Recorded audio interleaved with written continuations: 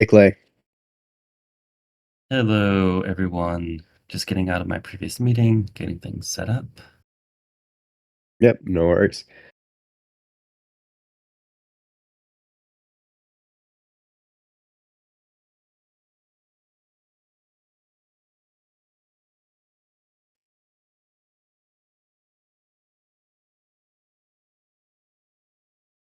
There's still a few people joining in, like always, so it's all good while we wait to start things.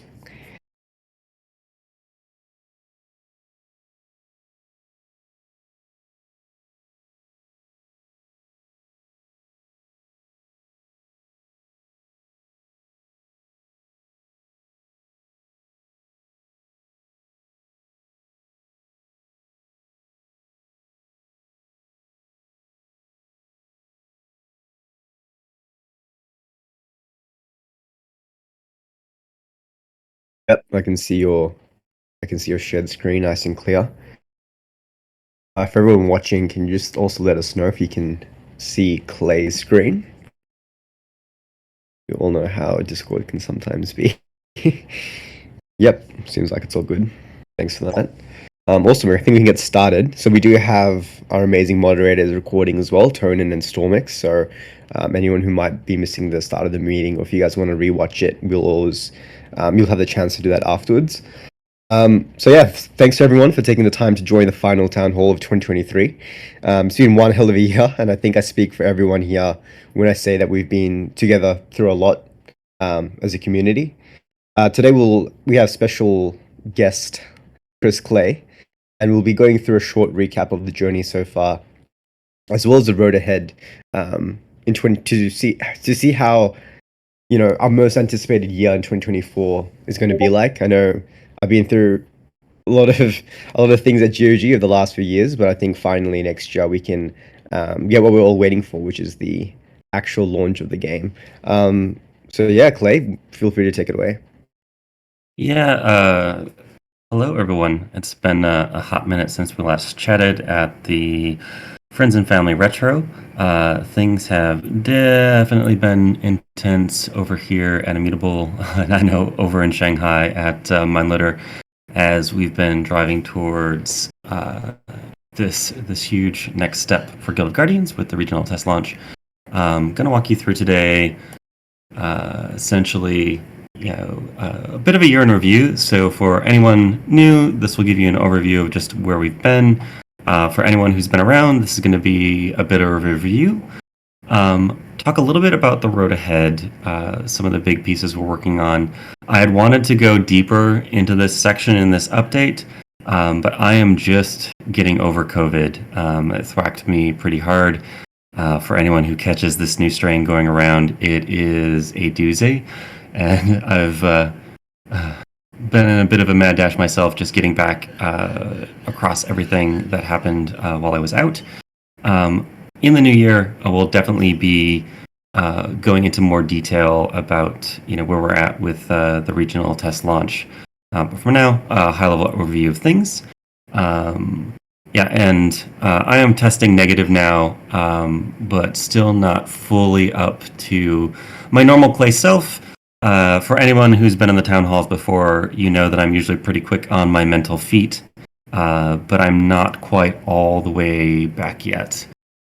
So if I'm talking a little bit slower in this, if I'm taking a little bit longer to pause to think, that is why I am still not completely out of the COVID brain fog, but I am mostly back to myself.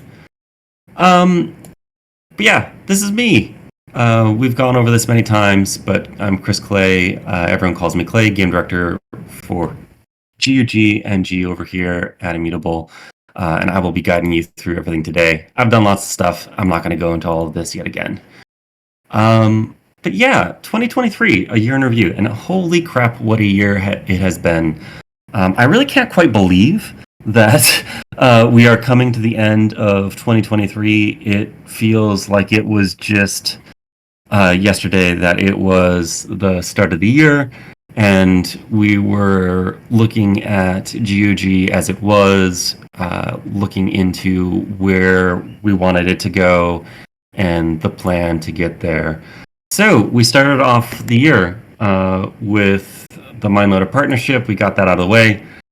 We had an absolute full rush to the beautiful corner and kind of knocked that out of the park.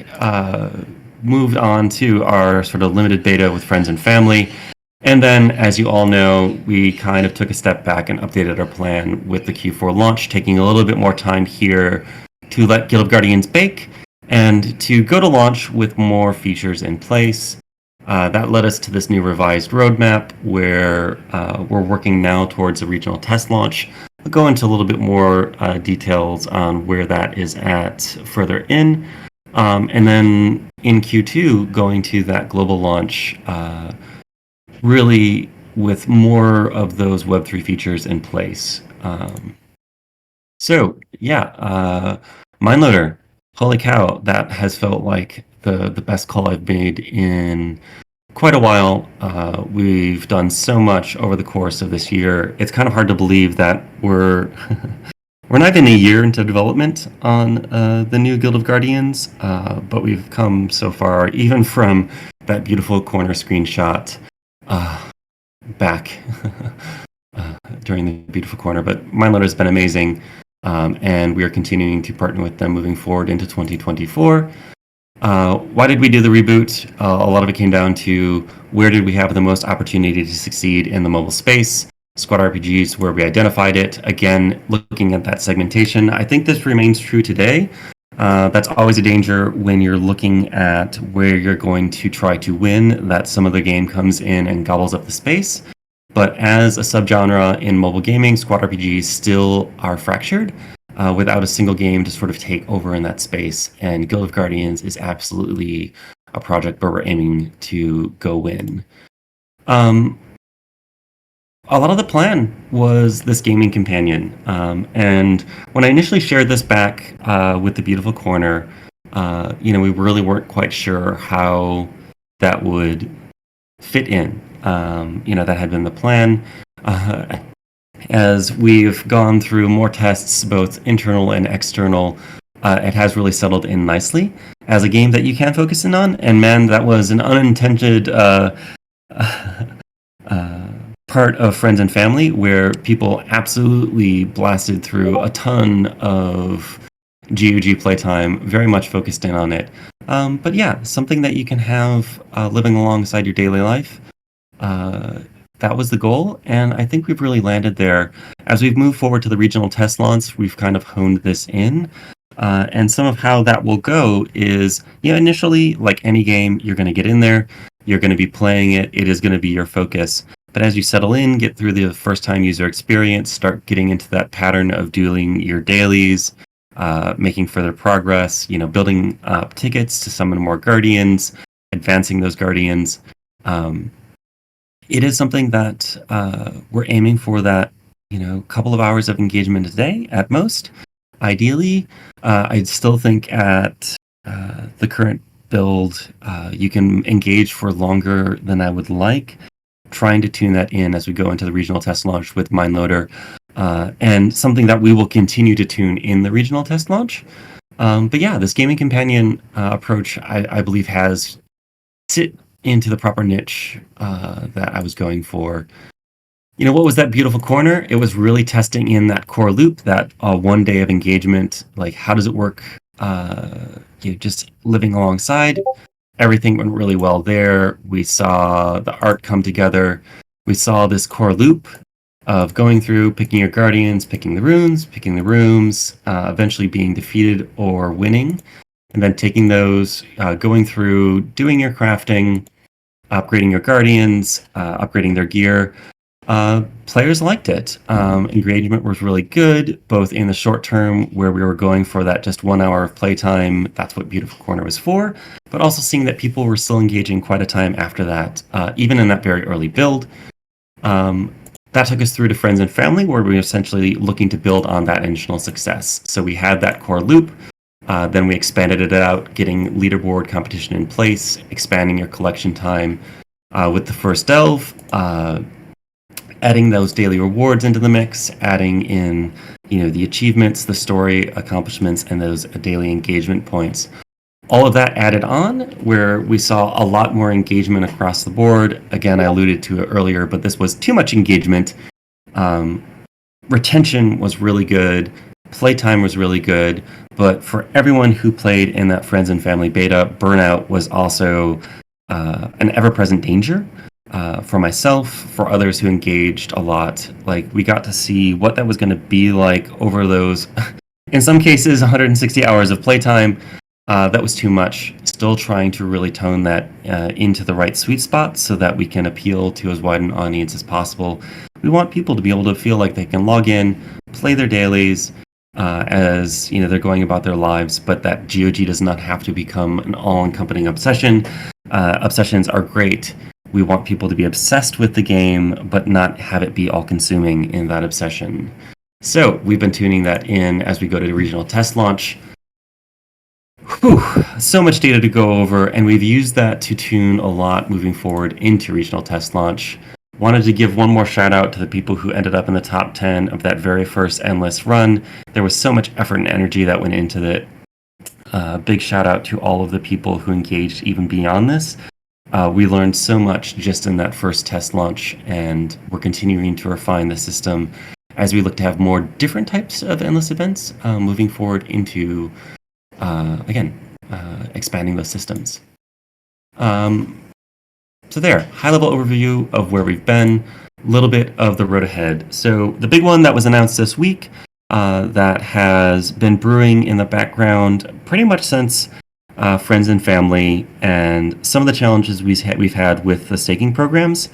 I know I was chatting with some people in Discord around just the troubles of not having the ability to have smart contracts to manage some of the key Web3 components of our systems. So as we were looking at that and what it meant for GOG, particularly with all of the systems that we want to interact across the game and that wider Web3 ecosystem, as we looked at StarkX, as we looked at zkAVM, as we looked at things like the altar and the ecosystem that is going to be building up around both StarkX and zkAVM, it looked like zkAVM was going to be the right choice for Guild of Guardians to move to. We have been working as a team to proof point through that. One of my biggest concerns was, StarkX, the big advantage is no gas fees. With zkAVM, due to the nature of that system, there are gas fees to throttle basically throughput on the system. And as we got through to that gas-free game actions in particular, it was an ecosystem that I believe is going to be best for Guild of Guardians to succeed in. So for those of you who weren't in the Friends and Family Retro, where I started talking about the altar, Guild of Guardians, will stand on its own within its ecosystem, but a lot of what I see with systems like the altar, allowing us to create crafting recipes that not only consume GOG NFTs, the GOG token, but also allow us to interact with those other games out there in the middle ecosystem. There is far more games committed to zkAVM than StarkX at this point. And tapping into that so that, as people may or may not know, Passport exists both on StarkX and zkAVM, but they are two, separate entities at this point. Getting onto zkAVM just allows so much more possibility space in what we can do, both in the internal systems and their management, the trustlessness of having those smart contracts to manage things like the staking programs. When I look at our overheads in terms of what our internal team is working on, when I look at the community frustrations, moving over to zkAVM is going to allow us to continue to empower the game, particularly when it looks to people building on top of it. in that trustless fashion. So there's still a lot to suss out. There's more to go into, but this is a big step, a big change. But yeah. Well, so pause here, brain. Any questions around that? I know that a lot of this is new. Um, Happy to take a moment here to answer anything that pops up in the chat. I think Yeah, I've yeah. talked So through. change. Yeah, Sorry, go go ahead, ahead, Ren. Glenn. Sorry, didn't mean to cut you off there. I was gonna say, yeah, so change from refresh guilds. He was asking if GOG was the main driver for IMX choosing to move to ZKVM, if you wanted to shed some light there. Um, so no, with Immutable partnering with Polygon to bring up the ZK ABM, like GOG was not a driver for that in terms of moving into that. And with our timelines, it didn't necessarily make sense. ZKVM has still not fully launched. So it really wasn't an option in my playbook if we were going into that Q4 release for Guild of Guardians. With moving into global launch in Q2, though, it became a possibility. So it's kind of opened up the option again. And having it actually be an option that we could really consider, that's what a lot of that thought process went into of what are the advantages of our Stark X? And there are certainly advantages to staying there. What are the advantages of ZKVM? And when I look again at that greater ecosystem, and when I look at really just the advantages of smart contracts in managing so many of the Web3 functions versus having to build these external systems that people have to participate with, that ability to have smart contracts is just huge. And that led to us basically joining ZKVM, but it wasn't the primary driver. And again, too, like speaking to Teo's question on bringing those NFTs across, like it had to be something that we were going to be able to migrate those NFTs without having costs fall to players, and we've got all of that in place now. So the answer is nothing, as long as you've got everything set up properly before we do the migration. Everything will be covered. So those NFTs will be minted across seamlessly. Yeah. Yep. Um, Awesome. I think that was Definitely, a we'll great. talk more in that in the future. If questions come up, yeah, please send them across. The other side here has been getting Passport up and running for both the Beautiful Corner and for friends and family. We were just using a MindLoader, a sort of Web 2 solution for sign-in, but we now have Passport in place. We've been using this internal for quite a bit in testing. When we do the regional test launch, that will be a Stark X passport just because of where we're at with ZK EVM's release. And then we'll be moving to the ZK EVM passport for login once we go to main launch.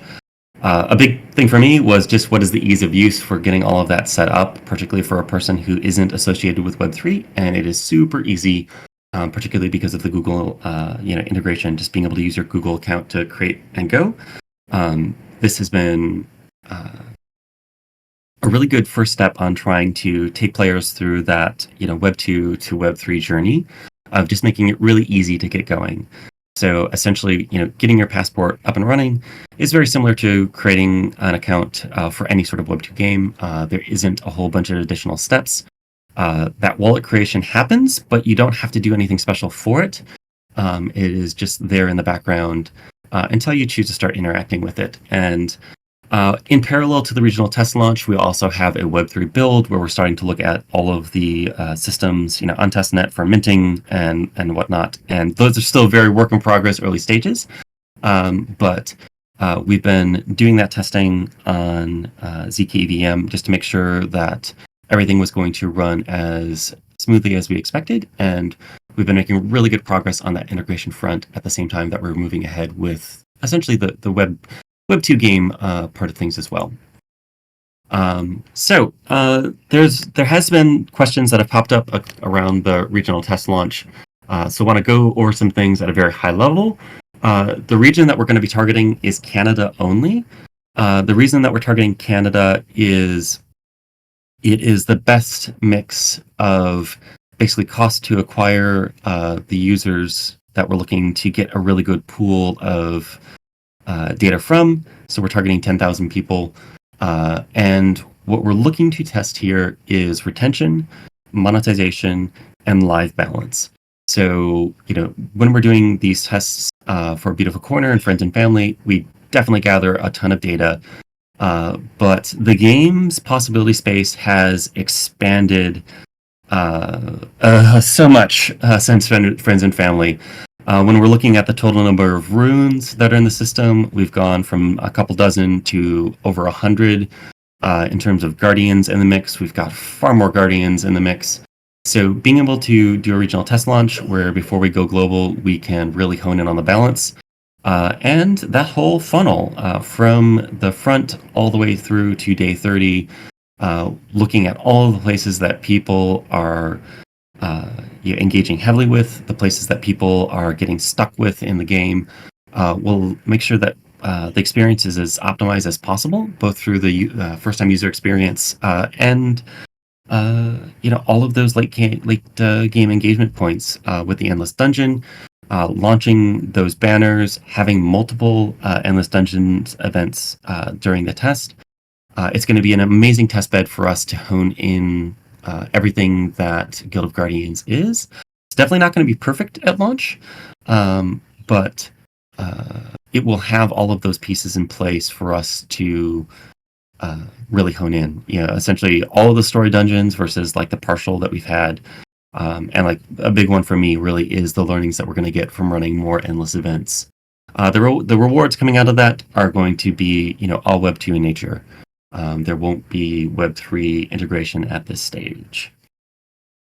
No, don't move to Canada for the test. And I can't talk too much into it, but if you're not in this test, you will not be missing out and falling behind. That is a big part of all of this, particularly for the OGs. For non-OGs that want to take part, this is not financial advice, but there are ways to switch regions and whatnot. It's not super easy, but you can do so if you're really committed to it. But We do have a die-hard community, so it's good that you told people not to like pack their bags and move over, because I do think some of them in the community are probably going to do that. So wouldn't put it past. Some of it is you guys have done so much heavy lifting through Beautiful Corner, through just all of the content, all of the engagement to carry GOG as far as you have. Letting the Canadian audience do some heavy lifting as we get through this stage. Yeah, you can let them do some of the work so that you can take advantage of all of that as we go to global launch in Q2. So if I had not had COVID, this would have been a much more in-depth section. But I did not have time to gather all of the content to build beautiful slides, so I'm going to talk through it so you get to listen to the dulcet tones of my voice about a lot of those lessons learned and what's going to be changing as we go into regional test launch. So here at the top of the dungeon, so one of the big pieces of feedback in both Beautiful Corner and Friends and Family is it can be very frustrating to go into a dungeon, grind through, and then fail, particularly at the last boss time and time again. There was basically a high spike of difficulty, often into the final rooms of a dungeon. And it meant you were re-going through the same pieces of content over and over again. So one of the solutions we experimented with that I think has worked out really well is we've broken up the dungeons into essentially sub-dungeon parts. To ease that. So instead of having, the 20 rooms that you're going through with that big boss fight at the end, each of these sub-dungeons is smaller. In the tutorial, it might be so few as 5, but like around 15 for a lot of them, allowing you to only have to do maybe a couple of runs as you're leveling up your guardians, getting new gear before you defeat it, get your end of dungeon rewards, and then go on to the next stage. There's still failure. It's a big part of like the whole roguelike experience, but the sub dungeons has been a big step forward. In terms of runes, this is where even my balanced brain, which I think is pretty good, is still in a bit of overload. We've added a little over 100 different runes into the ecosystem and changed from that system where you had very few runes that you could level up to 10 times to a smaller or a larger set of runes. So as you're going through a dungeon, it's less likely that you're going to be upgrading a rune more than a couple of times. But the runes are much more diverse. They target specific domains. They target specific roles. Let us do a little bit more work on honing in the rune list, but sharing it is certainly possible.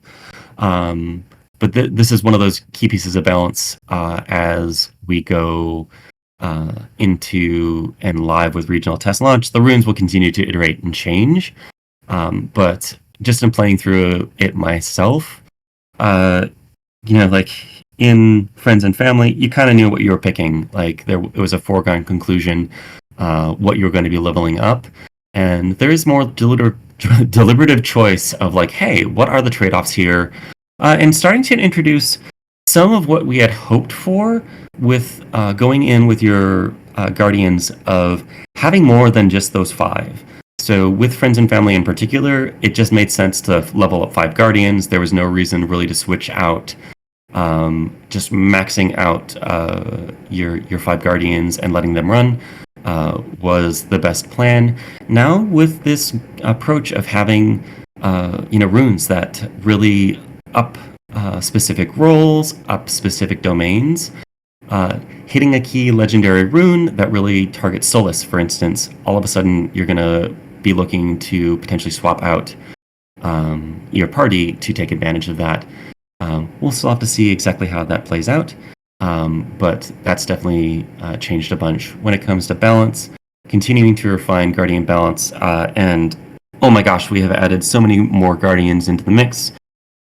So when we're going out to this Web 2 launch, it will be mostly different Guardians than people have played in both the Beautiful Corner and Friends and Family, where it was primarily the founder sort of Web 3 Guardians, but they won't be present. There won't be Aaliyah, that players can obtain in the regional test launch. It's all going to be the Web 2 Guardians. So there's been a lot of development on that front, getting them all created and animated and in. But that has been going really well. A lot of those Guardians are looking good. I think those will help guide those Web 2 players in, start getting really attached to the game until they will learn about the Leahs and all of the other Web 3 Guardians that hopefully get them to complete the rest of their journey into becoming full hardcore Guild of Guardians players. In terms of engagement, this is, again, continuing to tune this in. Again, my goal is that you can come in, you complete your dailies pretty quick. So when you talk about daily engagement, being able to come in and complete your dailies is a big focus for me, keeping that well under an hour. So it's something that even on a busy day, you can sort of kick out as key.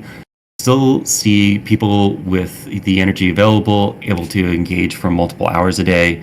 Right now, we're still too deep. It's one of the things that I've been asking MindLoader to continue to refine to bring that top end down. But we're making improvement on that front. For banter, this is just another storytelling system. So depending on the Guardians that you have in your party, we've created a number of different unique banter scenarios where different arrangements of Guardians will have different bits of banter. Just one more thing for players to experiment with and explore. As you unlock new characters, changing up those combinations will give you new bits of story, a deeper view into the backstory of those Guardians. Fatui, I believe there's a question, is first-time user experience. So we've been continuing to hone that. This is still just the Web 2, first-time user experience, and we're going to be working in the new year on adding in the Web3 first-time user experience, essentially guiding players through all of that. But we learned more about some of the places in the Fatui where people were getting stuck and bouncing out during friends and family. We've tried to iron out all of those points.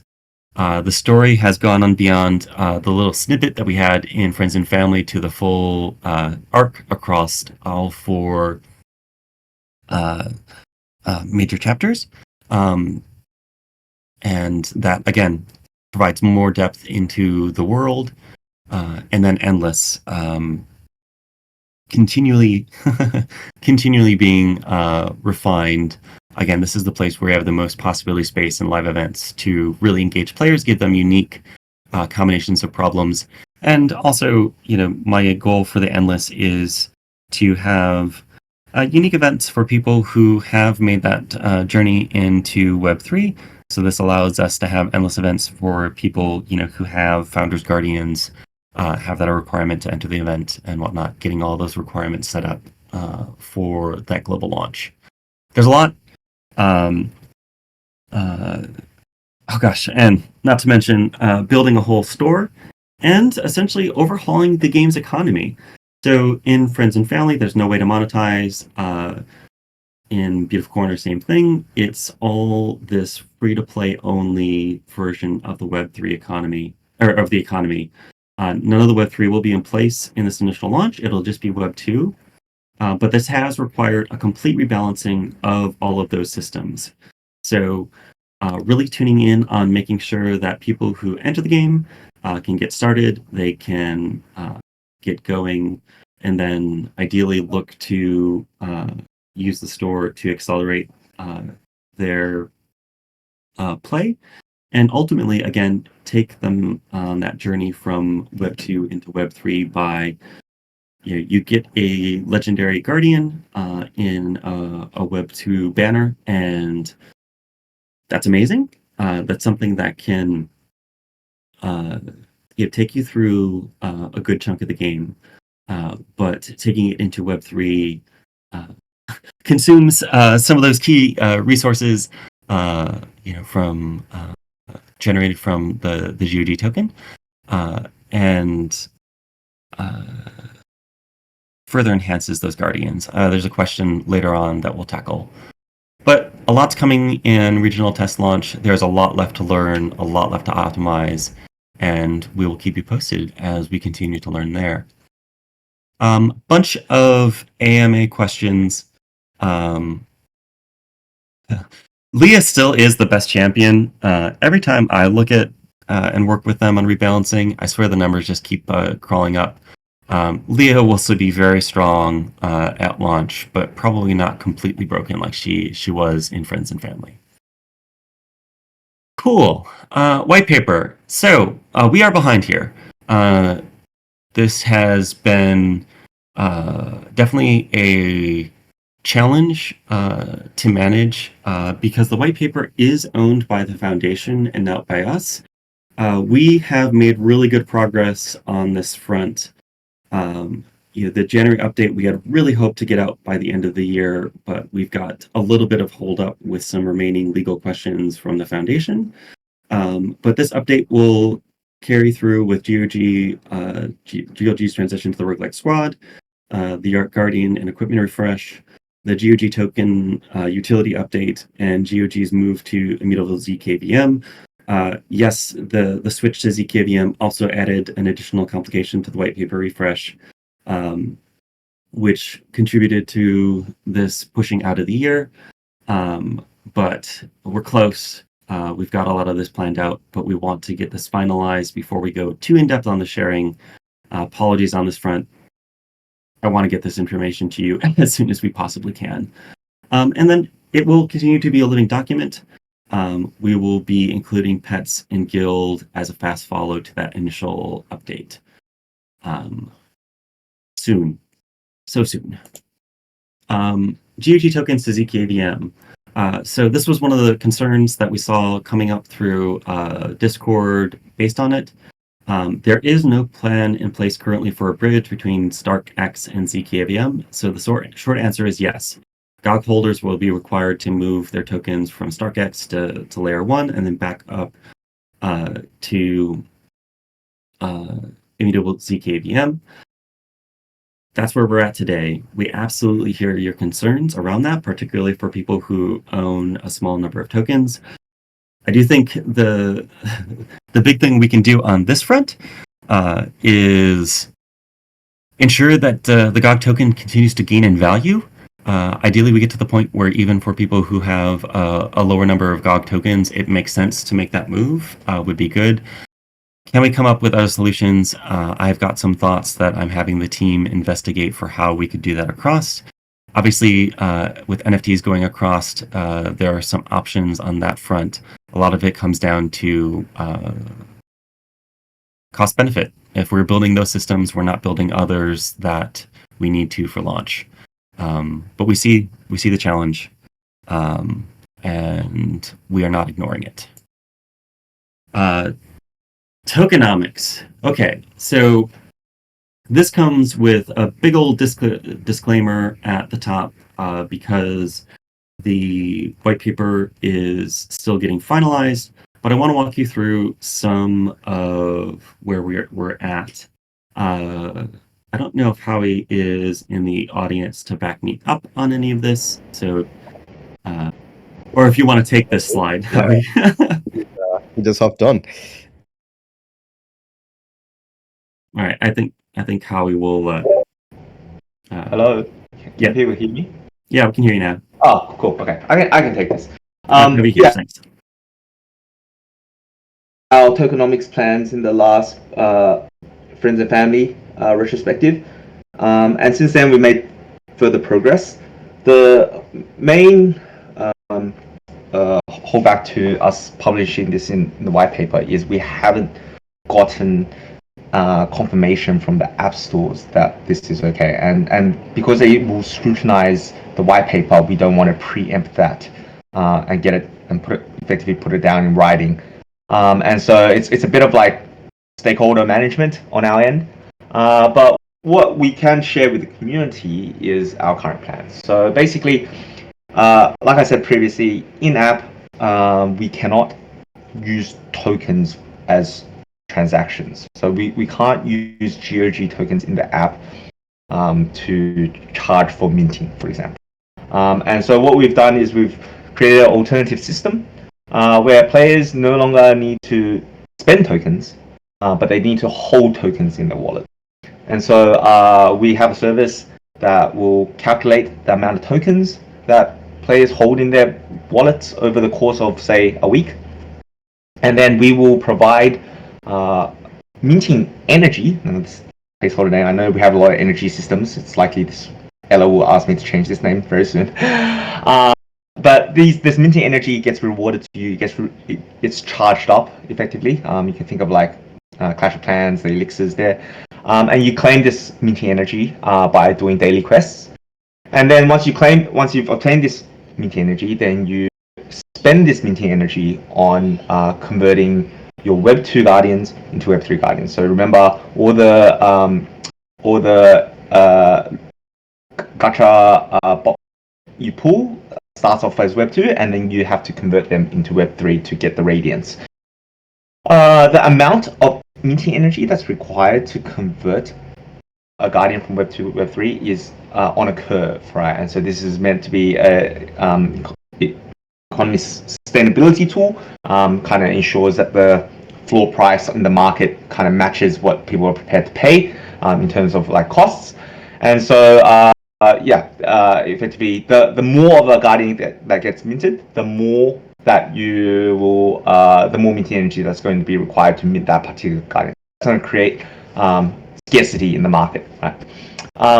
And then finally, we will always ensure that there are constantly new guardians that are available to be minted, and there'll also be a pool of guardians that can also be minted at not a very steep cost. And so those guardians are the evergreen guardians, and those evergreen guardians really are catering for the free-to-play players, right? The players that sort of may not have a lot of tokens or may not have been invested so much into the game yet. All right.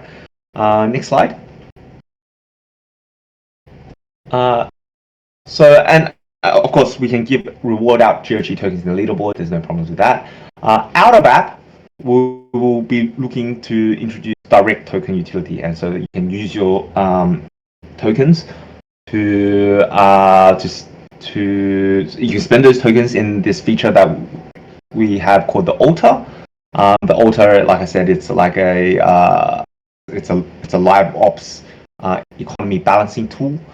Basically, it will follow a recipe structure. You burn certain NFTs, put in tokens, and you get new NFTs out of this. And so with this system, we can permit direct token utility. And then, of course, the original staking programs all exist. They're made easier with ZK EVM, so we can sort of expand them and make interesting dynamics with the smart contracts. And then finally, we're always looking for additional ways to add utility both in app and out of app. We're trying to do some version of an in-app token utility, but those plans are still brewing and we're not ready to share that yet. Questions on this? I'm just going to review this quickly because I have to jump from this call soon. But I see one from Gnome. Oh, well, will you be able to buy Minty Energy in-app for money, or is it staking the only way to get it? Currently, as of today, Minty Energy can only be by holding GOG tokens. Now, that may change. We're still just exploring whether this is a good idea or whether the community wants it. So any feedback there would be appreciated. The amount of Minty Energy you get based on tokens held is based on a bonding curve. The amount of Minty Energy you get for tokens held is based on the curve. It's probably going to be like a sawtooth curve instead of like a bonding curve. It may not be linear, right? We don't want the system to be a whale system, right? That's not the intention. So for the whale players that want like instant gratuity, we advise them to perhaps use the altar for more direct minting, right? This is meant to be a sustainable system for free-to-play players and the tokens that we give out in leaderboards, right? So there'll be other systems that cater for that type of player persona. What other questions we have? Yeah, and just on that, like some of the way that it's looking at, how the GOG token flows through the overall economy. It's can this system work so that everyone is ultimately motivated to have some GOG that they're holding? Because if we can have all players in GOG holding, hey, how am I going to mute you because you can mute yourself? You're pulsing.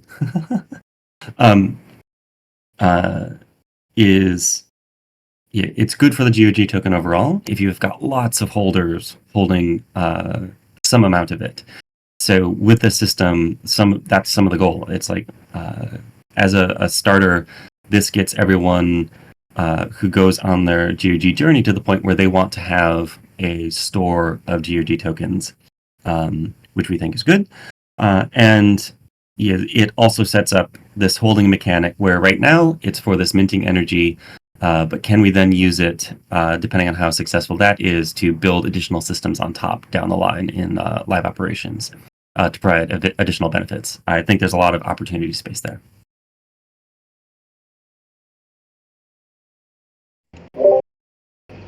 And then finally, there's some questions on the altar. Again, we will share more details in the white paper. The altar can be deployed to mint anything, but it's likely at global launch that it will just be Guardians. Yeah, and the altar isn't meant to mint equipment in particular. That is a very important commitment that if we're making NFTs in the GOG economy, that those are coming from guilds. But the altar isn't like specific. It's not that the altar can only mint guardians, a big part of it is our ability to set up recipes that consume whatever components we want from the Web3 ecosystem, and then kick out whatever items on the other side. So it's that flexibility which makes it so powerful.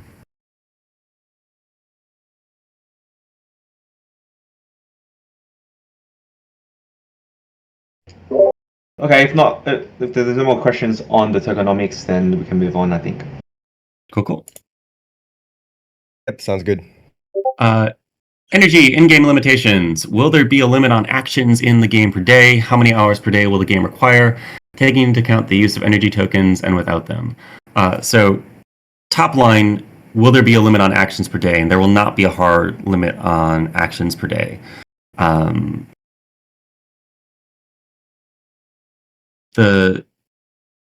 This is a really, really complex question, which is why I can't say it's like, yes, you will be able to engage for precisely 97 minutes a day.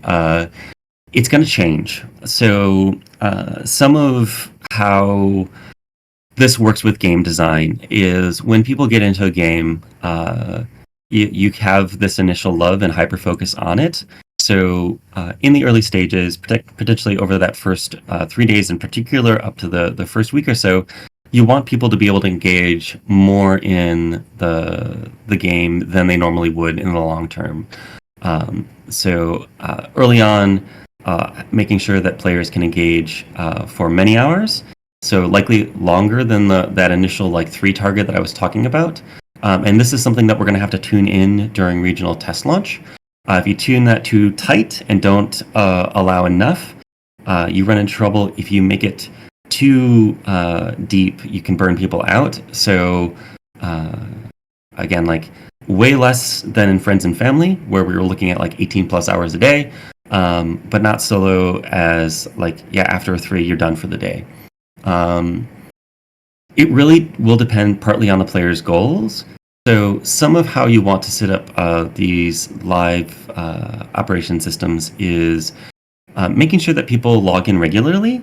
So when at that bare minimum, it's people pop in, they run a couple of dungeons, endless or otherwise, to complete their dailies, and they feel like they've accomplished something, and they feel good about the project and the progress in.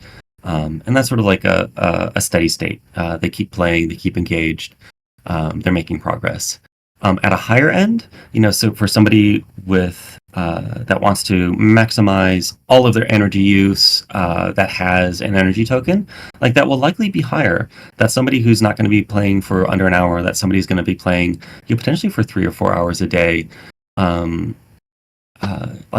Again, a lot of it will depend on their goals. And some of it too would depend on how many endless events we have running at any point in time. So there could be weeks where we only have one endless event on. Some of my hope is that we get to the point where there are choices of which endless events you want to participate in. So that would be higher. So the answer is variable. And having that energy token early on, if you're in that initial land rush, provides you with more hours of gameplay, so that you can ideally push out to the front. Is how it would answer that question. Guild feature and launch timing. Will guilds be released at launch or post-launch? What will the guild functions and features be? So on this, we're absolutely aiming to have guilds in at global launch. They will not be in the regional test launch, and we'll be sharing more details on guilds in the new year.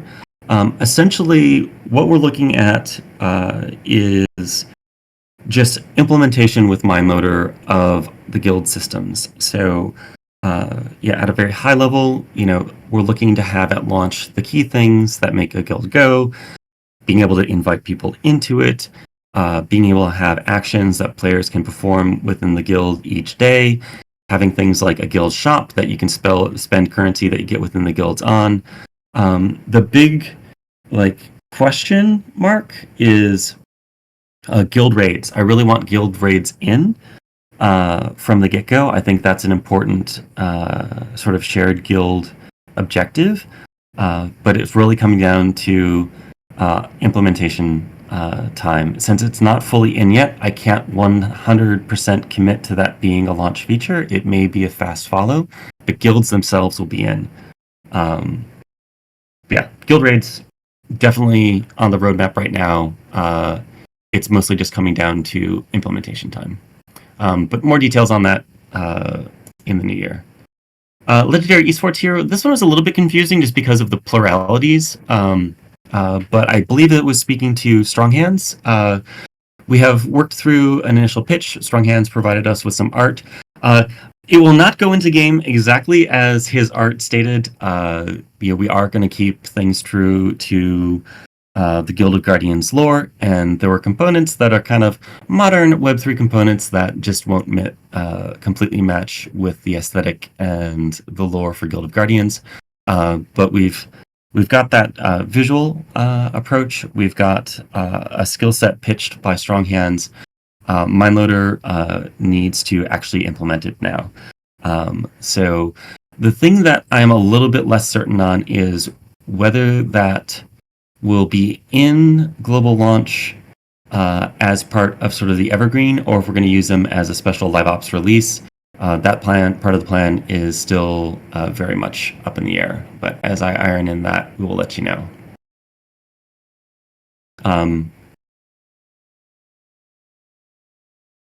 Yeah, okay, Ryan got that question. Utility and pets on guilds. When will we know the utility of pets and guilds? Will they be included in the next demo? So they will not be in the regional test launch.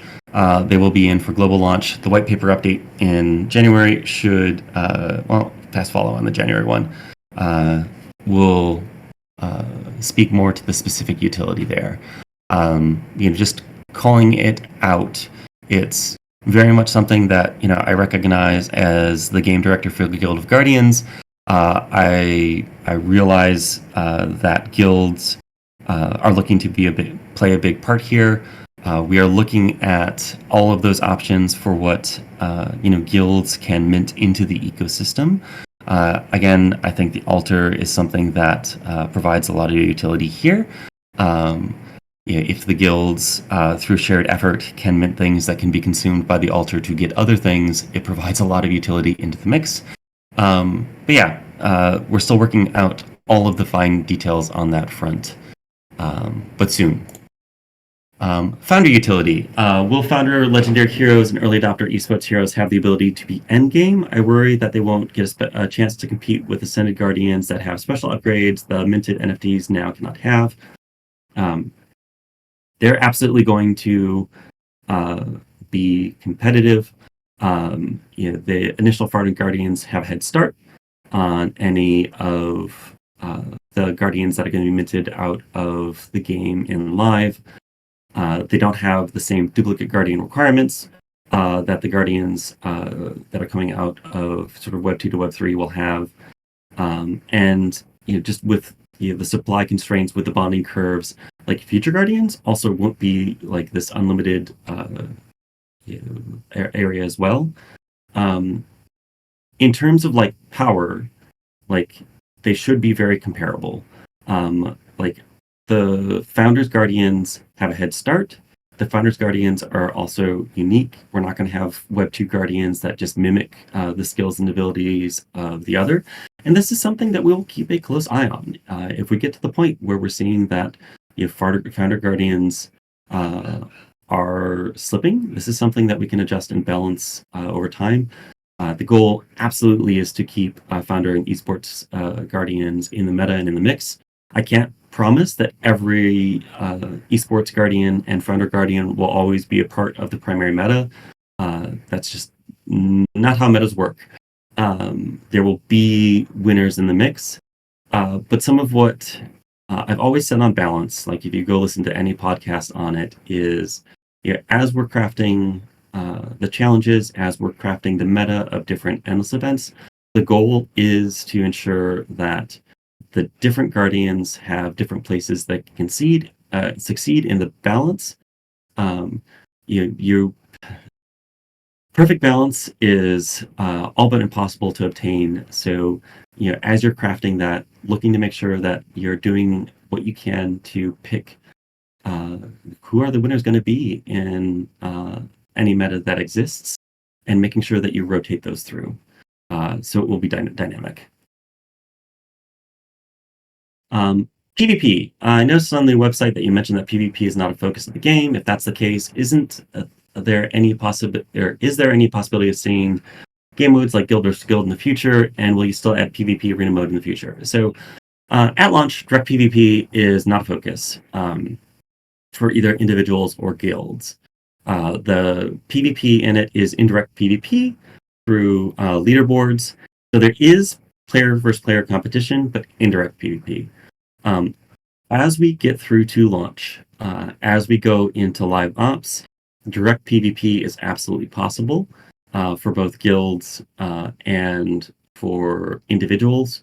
I mean, it's one of those things that makes sense as another sort of leaderboard challenge in the mix for people to be able to pit their guardians against other people's guardians.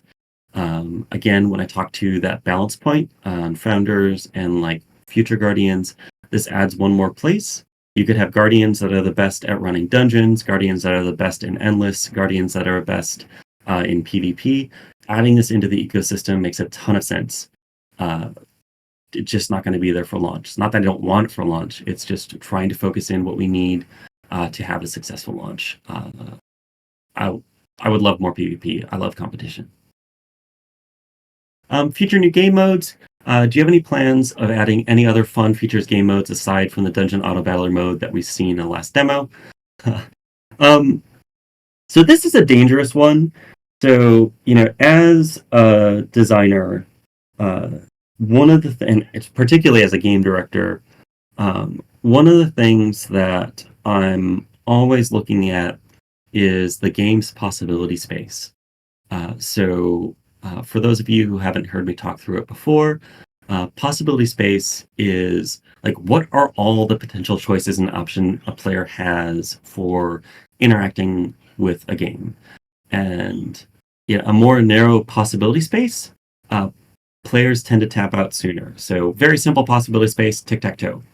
Really, really quickly, even kids can look at tic-tac-toe and realize it's a solvable game. Like you can, with any board state, know what are the moves that make a tie or win. Just as a simple example. Chess, much richer possibility space. So with Guild of Guardians, when it comes to additional new modes, there is a wealth of possibility. With the lore that we've created, with the Guardians we've created, there are so many different ways that we can potentially use them. And it's easy to get lost in that space, and I could write design documents all day about additional modes. So much fun to dream about where that can be. I guess what I'm trying to say with this is, as we get into live operations, as we stabilize the core systems, as we flesh out some of those systems that we know we need to build to complete the roadmap in live operations in 2024, we can do so much more to extend the game from there. But I don't have an exact roadmap, I would say, where I know that in November we're going to add tower defense to Guild of Guardians. Is it something we could do? Absolutely. Is it something we will do? I wouldn't say no. But it's monitoring that possibility space of how these things could fit in versus speccing out where everything is. Trust me, folks, I am full in on just getting the plan now out the door. And that is my full-time job. Regional test. Will regional test be a test net on test blockchain? If not, when will be a test net tested? So internally, as we are working with things right now, we are working with the test net.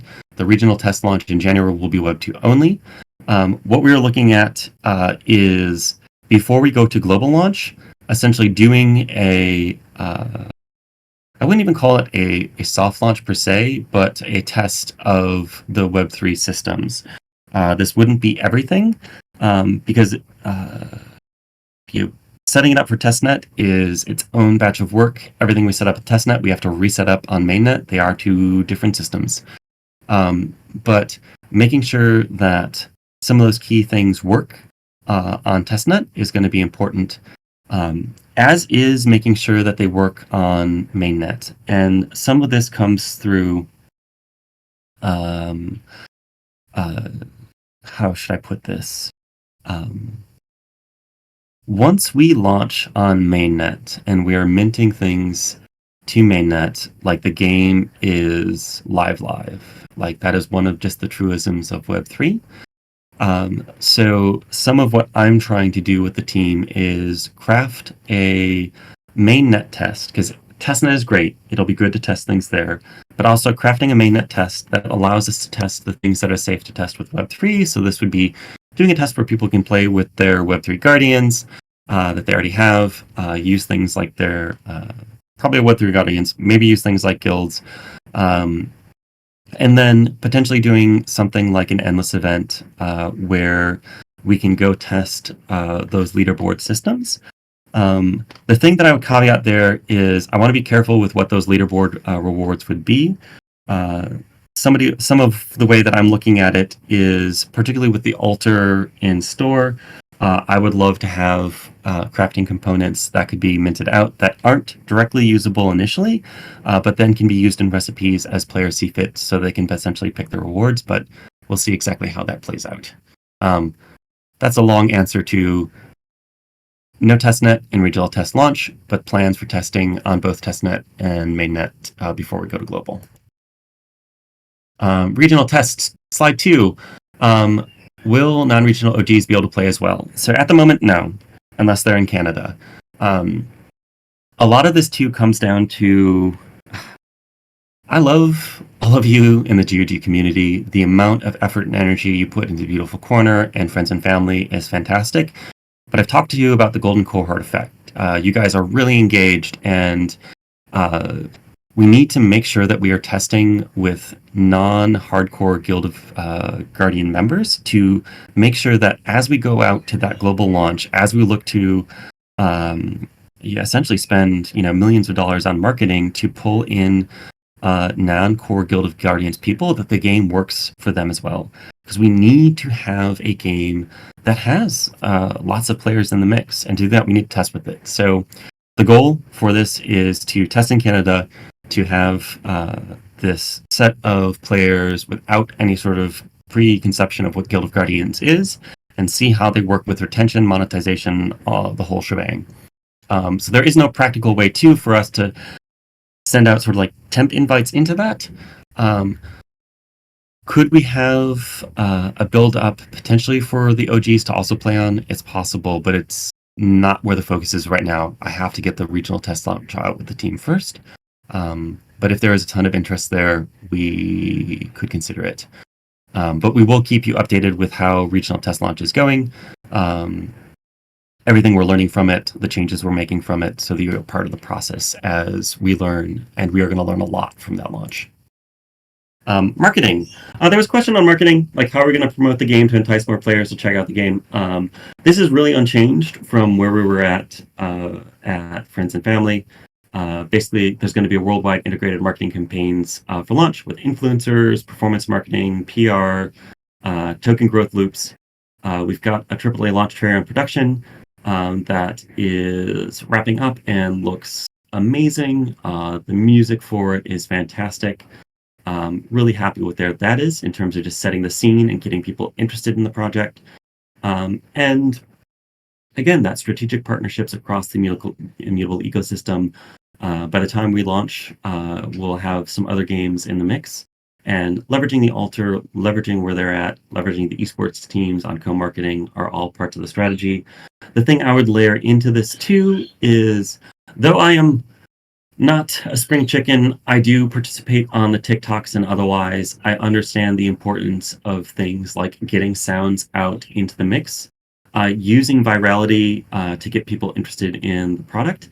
And that is some of the take that we've had with generating some of the assets for the project. Looking at potential partnerships with artists throughout Asia and globally who have strong followings, who we can potentially use to leverage into that viral marketing. All things we are investigating. Virality is never a given. It's not something that's on tap. You've got to get all of those right, but we've got a lot of creative in the mix that I think has the possibility to get us there. And some of this too is in the characters. So I think some people were talking about our axolotl guardian. Cuteness has a place. Has a place. Sexy has a place. Appealing, like waifus, husbandos. Making sure that we have art that catches people's eye and they want to go know more about those characters. All things we're looking at to take GOG into the mainstream. One last thing, I had hit on this in the other. There are a couple of questions that flow through that I did not answer, and it comes down to this thing that I hit on at the Friends and Family Retro that I want to index in again. Treating each other with respect. So story time. Anyone who has ever interviewed at Immutable gets this. So little sneak peek to what it's interviewing like with Clay at Immutable. When I was at Wizards of the Coast, it was not always a friendly environment. Some of the most creative people I've ever worked with. It's a time that I'll always cherish, but also a lot of toxicity in the mix, and not a core element of respect. And when you look at me, I am 6'5", white heteropassing male, game director, crazy successful project, and even that didn't protect me. When I left, the thing I was looking for was a commitment to respect, that the people at the company I went to would be held to a high standard. I joined Immutable at the time, a little tiny startup, because that was the commitment that I got from the founders, that we would hold people in the company to that high standard. When you look at Immutable today, a part of why we're able to do some of the crazy things we have done, a part of why we're able to acquire the talent we can acquire is because of that core component. People who are diverse, people who have really struggled to create their careers elsewhere in the industry, know that they can come to Immutable and they can work on hard problems, and those hard problems aren't going to be the people next to them in the trenches. That they can rely on the fact that they will be treated with respect here. That is something that we hold our partners to, and that is something that I really want to hold the Guild of Guardians community to, because when you hold to it, you can work together to solve really challenging problems. So, my ask is, hold us accountable. If you have things like the minting that you do not like, that you want to challenge us on, you can do that respectfully. You can challenge us respectfully. You can point out problems respectfully. Because when you do it respectfully, we're on the same team trying to tackle those problems. When you treat people with disrespect, it is part of my job to be able to translate that and still get to the problem. Like, I will still do that, but it has a higher cost. But what I would love to see as we go out to this global launch is when people come and join the Guild of Guardians community, they see people engaging respectfully. They see that encouragement and that positive environment where we're tackling hard things. And this isn't blowing smoke, and I want to be clear on this. This is not just about being positive. You can be incredibly challenging to your peers and be respectful. And that is what I want to help craft with the community. And as we look at the interactions in the Discord, this will be a standard that we're going to apply more forcefully. And that will mean working with the mods, it will be working with Ryan to hold us all to a higher standard. This isn't something where there's no support there. If I've got challenges, I will call people out on it, we'll call people on it, and like how you can reframe these things. But keep the criticism coming. I cherish the criticism. It has helped make GOG so much better from the beautiful corner on, even the initial challenges to the product itself. But please keep them in that respectful tone. I know you can all can do it, and it will make the game and the community so much better. And the more respectful it is, the easier it is for me to drop on. I want to spend more time there, but having this thread of disrespect makes it really hard. And the thing that I've said before, and I will say again, is I have to protect my energy. If you talk to my boss, Justin, or anyone else, I have so much that I have to do on GOG to get all of this together that my energy comes foremost so that I can go do all of these hard things. I would love the GOG community to be a place that I go and I can guarantee that I'm going to be able to get energy out of it. And if we hold to this, that will be true. Thank you. I will step off my soapbox now. Cool. Really quick. 2024. Holy shit. I can't believe we're already going into 2024. It feels like just yesterday that we signed with Mindletter, but here we are, heading into 2024. Where are we? So we've got a really solid base to the project. We've got a really strong core loop. We've got meta systems that are building on top of that core loop, driving retention and engagement. We've got a strong community that is getting ever stronger. We've got a token that is on the rise as the bull market starts to tick up, and people look at us more seriously as people have been asking.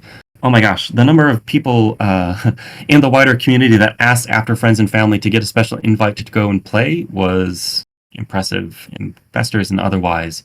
A little bit of a pain, but absolutely worth it.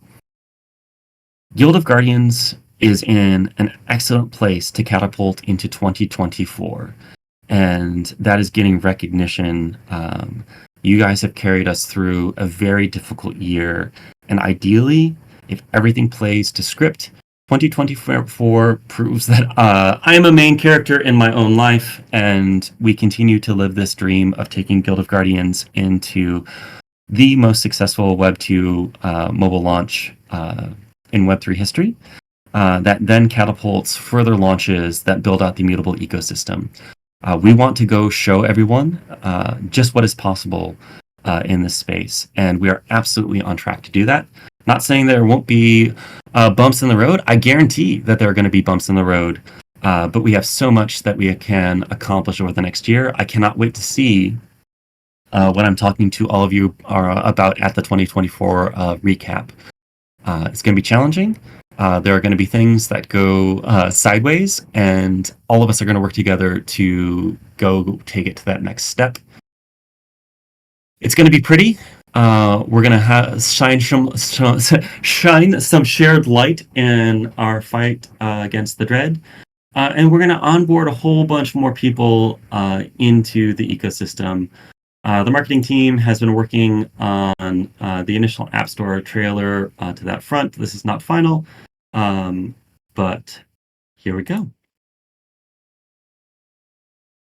I said play.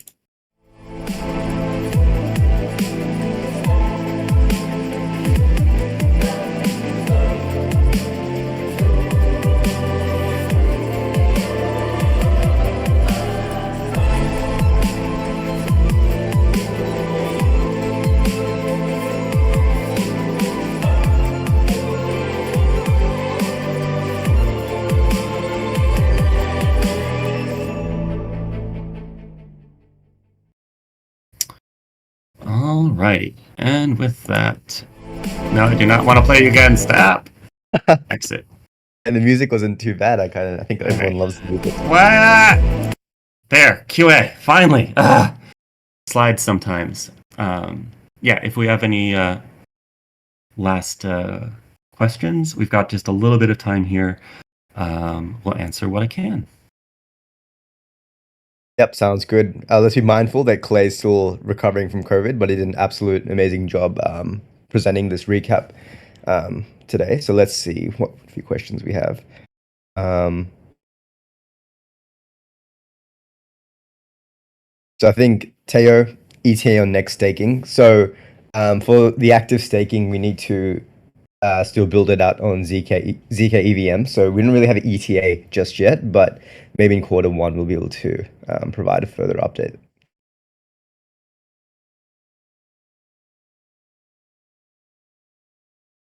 Change refresh is a question about what does the token loop mean.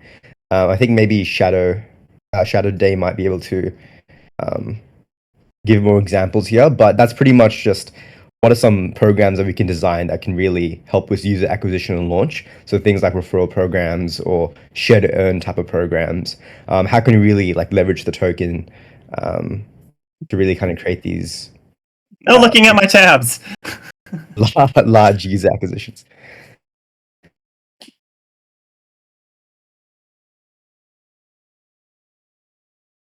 Fries, what's GOG MVP economy on the bookmark? It's always a cheeky one, Fries. Yeah, I gotta like sterilize everything before I give these presentations. Oh yeah, this community is going to be looking at every little part of your screen, that's for sure, to get any leak, any possible leak that they can get. Some of these questions are good questions, but not things that I can necessarily do right off the top of my head. Yep, we have a question about the altar. I think we'll have a bit more details in Q1. I think Howie would have been. Yep. Sorry, you were about to say something, Yeah, Claire. no, like the thing I would say on the altar though is the altar is about flexibility. So a lot of what my experience has been in Web3 is so often we've created systems to solve a problem, sort of tailor ordered, and the altar isn't designed to do one thing. Like it's not just designed to mint guardians. It's designed for this flexibility, and it's designed for learning. So um, like it is definitely not static. So it's not that we will get a recipe up on it and that recipe will be up there forever. It's designed to be like, hey, this recipe is available for the next day, the next 3 days, the next week, whatever it is. So change over time is exactly what it's designed to be. There will be very little static with the altar, I believe.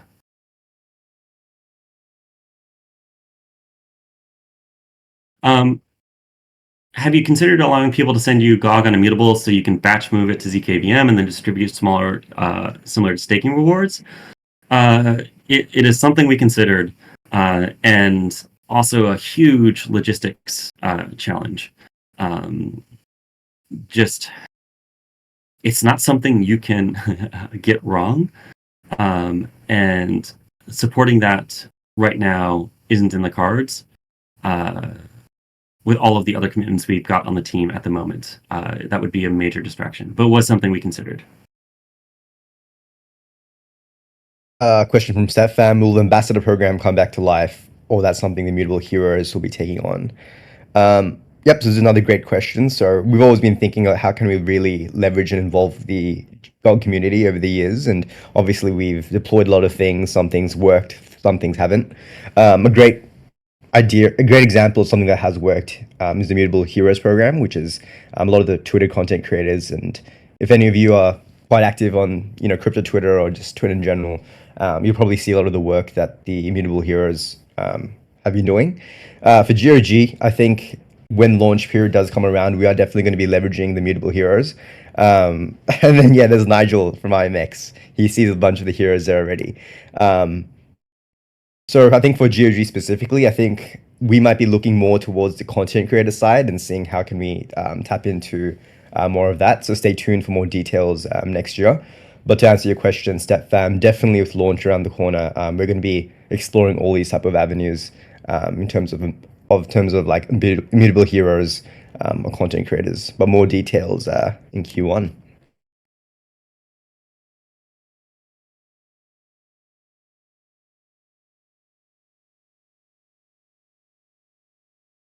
Awesome. We'll just yep. Real quick, do you have to have a Guardian Chroma to interact with the altar? Was that part of the Chroma utility? Definitely not required.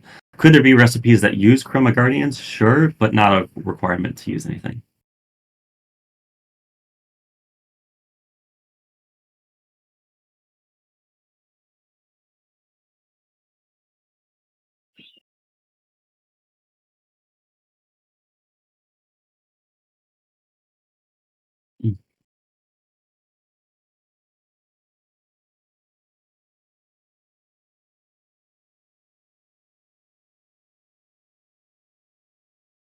Definitely a lot of altar questions. It's definitely a very hyped up topic in the community. That's for sure. Yeah, no, I mean, and it's something that I'm really excited about, and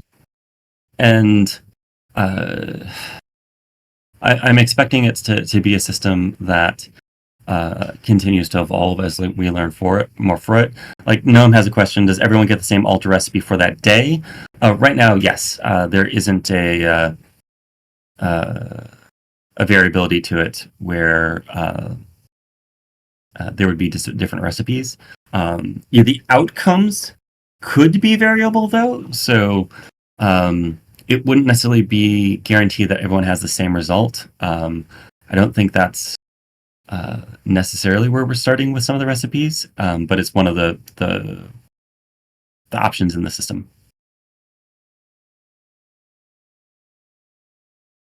you share what the champion chroma means? Asks Jacko with Lime, Jaco with Lime. I'm not sure which one it is, but Um,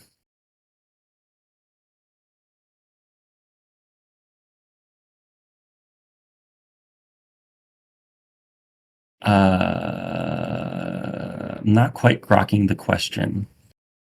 the champion chroma, is that something that you've mentioned? I think Jacko was asking, what does that exactly entail? Oh, it's these are uh, the variants. So essentially, at its base, you've got your guardian, and then they can basically be chromaed into the same guardian, but with visual distinctions.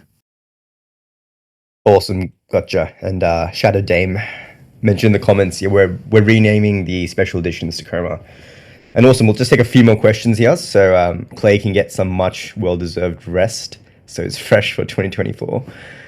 We definitely Oh need no, enough. I'm not done resting yet. I have so much to do by end of day Friday.